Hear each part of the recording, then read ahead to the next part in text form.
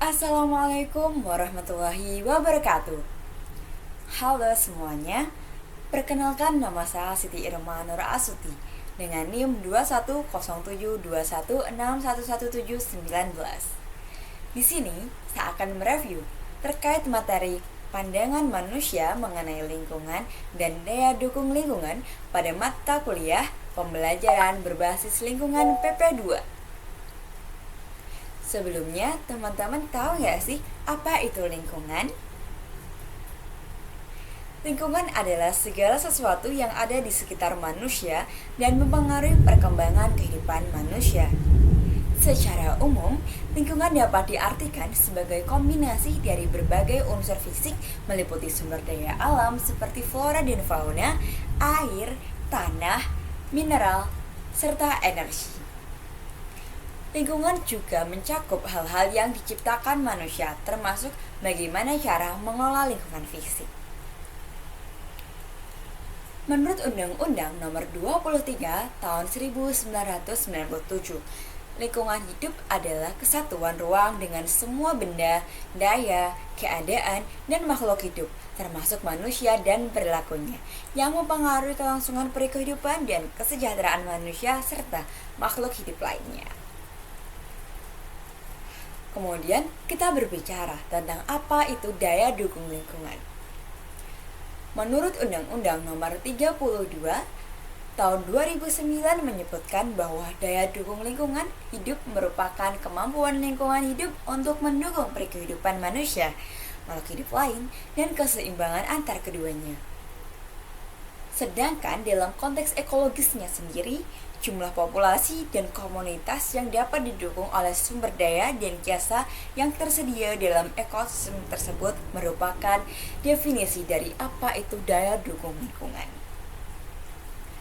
Komponen dalam daya dukung lingkungan, yang pertama ada kapasitas penyediaan yang berisi unsur kehidupan, kemudian ada kapasitas tampung limbah, yakni kemampuan dalam menyerap zat, energi, dan juga lain sebagainya. Sifat dari daya dukung lingkungan ini tidaklah tetap, melainkan berkembang sesuai dengan waktu, perkembangan, serta dapat dipengaruhi oleh teknik-teknik manajemen dan bagaimana cara pengontrolannya. Daya dukung pada suatu wilayah ini tidak bersifat statis, namun bervariasi. Daya dukung lingkungan dapat dipertahankan atau bahkan dapat ditingkatkan melalui pengelolaan dan penerapan teknologi. Ada dua faktor yang mempengaruhi daya dukung lingkungan itu sendiri. Faktor yang pertama adalah faktor biofisik. Faktor ini sangat penting dan dapat menentukan daya dukung lingkungan itu sendiri. Yang kedua adalah faktor sosial, budaya, dan ekonomi.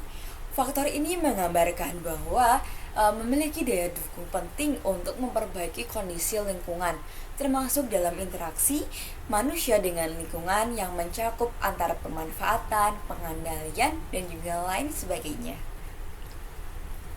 Kemudian hal yang perlu kita perhatikan juga adalah ketersediaan bahan baku, ketersediaan energi, interaksi antara makhluk hidup yang ada, dan akumulasi limbah dari produk dan cara pengolahannya. Cara pengolahannya antara cair, gas, padat dari limbah ini berbeda ya. Lalu bagaimana jika daya dukung lingkungan ini dikaitkan dengan pelajaran berbasis lingkungan? Yang pertama, kita akan mengajari tentang bagaimana pemahaman keterbatasan sumber daya.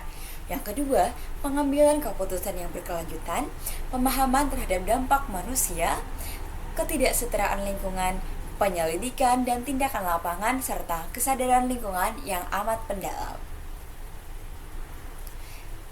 Itu sudah membahas tentang daya dukung lingkungan. Kemudian, kita akan membahas tentang pandangan manusia terhadap lingkungan. Ada 3 pandangan manusia. Yang pertama adalah antroposentris.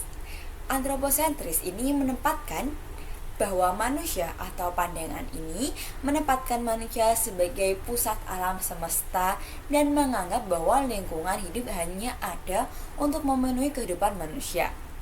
Kemudian yang kedua, ada biosentrisme. Pandangan ini memandang semua makhluk hidup memiliki nilai yang sama, terlepas dari apakah itu berguna atau tidak bagi manusia.